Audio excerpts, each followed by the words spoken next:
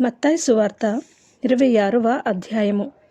యేసు ఈ మాటలని చెప్పి చాలించిన తరువాత జరిగినదేమనగా, ఆయన తన శిష్యులను చూచి 2 దినములైన పిమ్మట పస్కా పండుగ వచ్చుననియు, అప్పుడు మనుష్య కుమారుడు సిలువ వేయబడుటకై అప్పగింపబడిననియు మీకు తెలియనని చెప్పెను. ఆ సమయమున ప్రధాన యాజకులను, ప్రజల పెద్దలను కయప అను ప్రధాన యాజకుని మందిరంలోనికి కూడి వచ్చి యేసును మాయోపాయము చేత పట్టుకుని చంపవలనని ఏకమై ఆలోచన చేసిరి. అయితే ప్రజలలో అల్లరి కలుగకుండునట్లు పండుగలో వద్దని చెప్పుకొనిరి. యేసు బేతానియలో కుష్ఠరోగి అయిన సీమోను ఇంటనున్నప్పుడు ఒక స్త్రీ మిక్కిలి విలువగల అత్తరబుడ్డి తీసుకుని ఆయన యొద్దకు వచ్చి ఆయన భోజనమునకు కూర్చుండగా దానిని ఆయన తల మీద పోసెను. శిష్యులు చూచి కోపపడి, ఈ నష్టమెందుకు, దీనిని గొప్ప వెలకు అమ్మి బీదలకియ్యవచ్చుననే అనిరి. యేసు ఆ సంగతి తెలుసుకుని, ఈ స్త్రీ నా విషయమై ఒక మంచి కార్యము చేసెను. ఈమెను మీరేలా తొందర పెట్టుచున్నారు? బీదలు ఎల్లప్పుడూ మీతో కూడా ఉన్నారు, కానీ నేనెల్లప్పుడూ మీతో కూడా ఉండను. ఈమె ఈ అత్తరు నా శరీరము మీద పోసి నా భూస్థాపన నిమిత్తము దీనిని చేసెను. సర్వలోకమందు ఈ సువార్త ఎక్కడ ప్రకటింపబడును, అక్కడ ఈమె చేసినదియు ఈమె జ్ఞాపకార్థముగా ప్రశంసింపబడునని మీతో నిశ్చయముగా చెప్పుచున్నానని వారితో అనెను. అప్పుడు 12 మందిలోనొకడగు ఇస్కరియోతు యూదా ప్రధాన యాజకుల యొద్దకు వెళ్ళి, నీ నాయనను మీకప్పగించిన ఎడల నాకేమి ఇత్తరని వారిని అడిగెను. అందుకు వారు 30 వెండి నాణెములు తూచి వానికి ఇచ్చిరి. వాడప్పటి నుండి ఆయనను అప్పగించుటకు తగిన సమయము కనిపెట్టుచుండెను. పులియని రొట్టెల పండుగలో మొదటి దినమందు శిష్యులు యేసునొద్దకు వచ్చి, పస్కాను భుజించుటకు మేము నీ కొరకు ఎక్కడ సిద్ధపరచగోరుచున్నావని అడిగిరి. అందుకాయన, మీరు పట్టణమందున్న ఫలాని మనుష్యుని యొద్దకు వెళ్ళి, నా కాలము సమీపమై ఉన్నది, నా శిష్యులతో కూడా నీ ఇంట పస్కాను ఆచరించదనని బోధకుడు చెప్పుచున్నాడని అతనితో చెప్పుడనెను. యేసు తమకు ఆజ్ఞాపించిన ప్రకారము శిష్యులు చేసి పస్కాను సిద్ధపరిచిరి. సాయంకాలమైనప్పుడు ఆయన 12 మంది శిష్యులతో కూడా భోజనమునకు కూర్చుండెను. వారు భోజనము చేయుచుండగా ఆయన, మీలో ఒకడు నన్ను అప్పగించునని మీతో నిశ్చయముగా చెప్పుచున్నానెను. అందుకు వారు బహు దుఃఖపడి, ప్రతివాడును, ప్రభువా నేనా అని ఆయనను అడగగా, ఆయన, నాతో కూడా పాత్రలో చేయి ముంచిన వాడెవడో వాడే నన్ను అప్పగించువాడు. మనుష్య కుమారుని గూర్చి వ్రాయబడిన ప్రకారము ఆయన పోవుచున్నాడు, కానీ ఎవని చేత మనుష్య కుమారుడు అప్పగింపబడుచున్నాడో ఆ మనుష్యునికి శ్రమ. ఆ మనుష్యుడు పుట్టియుండని ఎడల వానికి మేలని చెప్పెను. ఆయనను అప్పగించిన యూదా, బోధకుడా నేనా అని అడగగా ఆయన, నీవన్నట్టే అనెను. వారు భోజనము చేయుచుండగా యేసు ఒక రొట్టె పట్టుకుని దానిని ఆశీర్వదించి విరిచి తన శిష్యులకిచ్చి, మీరు తీసుకుని తినుడి, ఇది నా శరీరమని చెప్పెను. మరియు ఆయన గిన్నె పట్టుకుని కృతజ్ఞతాస్తుతులు చెల్లించి వారికిచ్చి, దీనిలోనిది మీరందరూ త్రాగుడి, ఇది నా రక్తము, అనగా పాపక్షమాపణ నిమిత్తము అనేకుల కొరకు చిందింపబడుచున్న నిబంధన రక్తము. నా తండ్రి రాజ్యములో మీతో కూడా నేను ఈ ద్రాక్షారసము క్రొత్తదిగా త్రాగు దినము వరకు ఇకను దాని త్రాగనని మీతో చెప్పుచున్నానెను. అంతటా వారు కీర్తన పాడి ఒలీవల కొండకు వెళ్ళిరి.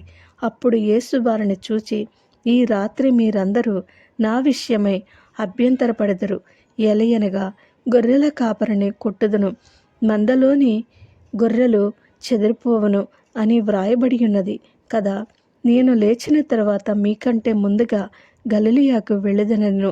అందుకు పేతురు, నీ విషయమై అందరూ అభ్యంతరపడినను నేను ఎప్పుడునూ అభ్యంతరపడనని ఆయనతో చెప్పగా, యేసు అతనిని చూచి, ఈ రాత్రి కోడి కూయక మునిపే నీవు నన్ను ఎరగవని ముమ్మారు చెప్పెదవని నీతో నిశ్చయముగా చెప్పుచున్నానెను.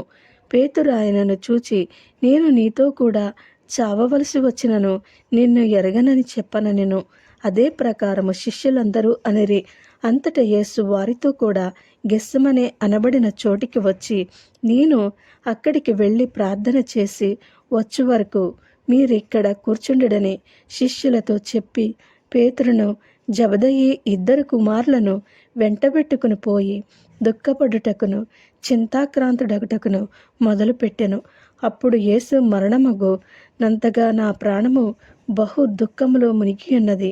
మీరు ఇక్కడ నిలిచి నాతో కూడా మెలకువగా నుండుడని వారితో చెప్పి కొంత దూరము వెళ్ళి సాగిలపడి, నా తండ్రి, సాధ్యమైతే ఈ గిన్నె నా యొద్ద నుండి తొలగిపోనిమ్ము, అయినను నీ ఇష్ట ప్రకారము కాదు, నీ చిత్త ప్రకారమే కానిమ్మని ప్రార్థించెను. ఆయన మరలా శిష్యుల యొద్దకు వచ్చి వారు నిద్రించుట చూచి, ఒక గడియైనను నాతో కూడా మేల్కొని ఉండలేరా? మీరు శోధనలో ప్రవేశించకుండునట్లు మెలకువగా ఉండి ప్రార్థన చేయుడి.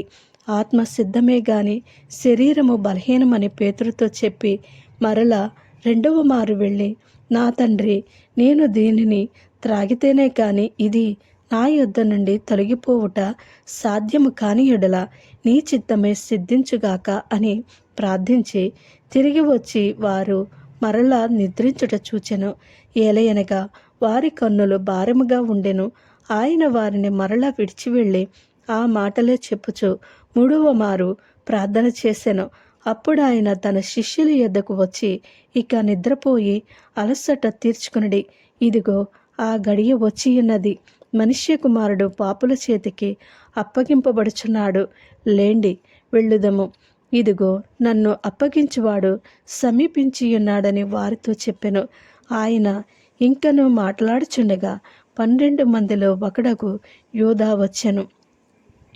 వానితో కూడా బహు జన సమూహము కత్తులు గుదియలు పట్టుకుని ప్రధాన యాజకుల యొద్ద నుండి ప్రజల పెద్దల యొద్ద నుండి వచ్చెను.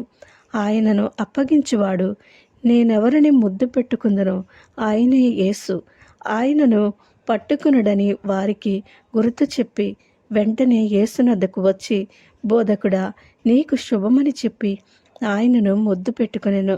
యేసు, చెలికాడా, నీవు చేయవచ్చినది చేయమని అతనితో చెప్పగా వారు దగ్గరకు వచ్చి ఆయన మీద పడి ఆయనను పట్టుకునిరి. ఇదిగో, యేసుతో కూడా ఉన్నవారిలో ఒకడు చెయ్యి చాచి కత్తి దూసి ప్రధాన యాజకుని దాసును కొట్టి వారి చెవి తెగ నరికెను. యేసు, నీ కత్తి వరలో తిరిగి పెట్టుము. కత్తి పట్టుకుని వారందరూ కత్తి చేతనే నశింతురు. ఈ సమయమున నేను నా తండ్రిని వేడుకునలేననియో వేడుకుని ఎడల ఆయన 12 సేనావ్యూహముల కంటే ఎక్కువ మంది దూతలను ఇప్పుడే నాకు పంపడనియో నీవనుకునుచున్నావా? నేను వేడుకుని ఎడల ఈలాగు జరగవలనను లేఖనము ఎలాగూ నెరవేరునని అతనితో చెప్పెను. ఆ గడియలోనే యేసు జన సమూహములను చూచి బందిపోటు దొంగల మీదకి వచ్చినట్టు కత్తులతోనూ గుదియలతోనూ నన్ను పట్టుకుని వచ్చితిరా? నేను అనుదినము దేవాలయంలో కూర్చుండి బోధించుచున్నప్పుడు మీరు నన్ను పట్టుకునలేదు. అయితే ప్రవక్తల లేఖనములు నెరవేరునట్లు ఇదంతయు జరిగినని చెప్పెను. అప్పుడు శిష్యులందరూ ఆయనను విడిచి పారిపోయిరి. యేసును పట్టుకునిన వారు ప్రధాన యాజకుడైన కయపా యొద్దకు ఆయనను తీసుకుని పోగా అక్కడ శాస్త్రులను పెద్దలను కూడియుండిరి. పేతురు ప్రధాన యాజకుని ఇంటి ముంగిటి వరకు ఆయనను దూరము నుండి వెంబడించి లోపలికి పోయి దీని అంతమేమవునో చూడవలనని బంట్రోతులతో కూడా కూర్చుండెను. ప్రధాన యాజకులకు మహాసభ వారందరూ యేసును చంపవలనని ఆయనకు విరోధముగా అబద్ధ సాక్ష్యము వెదకుచుండిరి. కానీ అబద్ధ సాక్షులు అనేకులు వచ్చినను సాక్ష్యమేమీ దొరకలేదు. తుదకు 2 మనుష్యులు వచ్చి వీడు దేవాలయమును పడగొట్టి 3 దినములలో దానిని కట్టగలనని చెప్పిననిరి. ప్రధాన యాజకుడు లేచి, నీవు ఉత్తరమేమీ చెప్పవా? వీరు నీ మీద పలుకుచున్న సాక్ష్యమేమని అడగగా యేసు ఊరకుండెను. అందుకు ప్రధాన యాజకుడు ఆయనను చూచి, నీవు దేవుని కుమారుడువైన క్రీస్తువైతే ఆ మాట మాతో చెప్పుమని జీవము గల దేవుని తోడని నీకు ఆనబెట్టుచున్నానెను. అందుకు యేసు, నీవన్నట్టే ఇది మొదలుకొని మనుష్య కుమారుడు సర్వశక్తిని కుడిపార్శ్వమున కూర్చుండుటయు ఆకాశ మేఘారుడై వచ్చుటయే మీరు చూతురని చెప్పగా, ప్రధాన యాజకుడు తన వస్త్రము చింపుకొని, వీడు దేవదూషణ చేసెను, మనకిక సాక్షులతో పని ఏమి? ఇదిగో ఈ దూషణ మీరిప్పుడు విన్నారు, మీకేమి తోచుచున్నదని అడిగాను. అందుకు వారు, వీడు మరణమునకు పాత్రుడనిరి. అప్పుడు వారు ఆయన ముఖము మీద ఉమ్ము వేసి ఆయనను గుద్దిరి. కొందరు ఆయనను అరచేతులతో కొట్టి, క్రీస్తు, నిన్ను కొట్టినవాడెవడో ప్రవచింపమనిది. పేతురు వెలుపటి ముంగిట కూర్చుని ఉండగా ఒక చిన్నది అతని యొద్దకు వచ్చి, నీవును గలిలయుడగు యేసుతో కూడా ఉంటివి కదా అనెను. అందుకతడు, నేనుండలేదు, నీవు చెప్పు సంగతి నాకు తెలియదని అందరి ఎదుట అనెను. అతడు నడువలోనికి వెళ్ళిన తరువాత మరి ఒక చిన్నది అతనిని చూచి, వీడును నజరేయుడగు యేసుతో కూడా ఉండెనని అక్కడి వారితో చెప్పగా, అతడు ఒట్టు పెట్టుకుని, నేనుండలేదు, ఆ మనుష్యుని నేనెరుగనని మరలా చెప్పెను. కొంతసేపైన తరువాత అక్కడ నిలిచియున్న వారు పేతురునొద్దకు వచ్చి, నిజమే, నీవును వారిలో ఒకడివే, నీ పలుకు నిన్ను గూర్చి సాక్ష్యమిచ్చుచున్నదని అతనితో చెప్పిరి.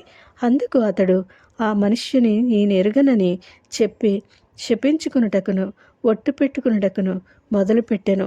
వెంటనే కోడి కూసెను.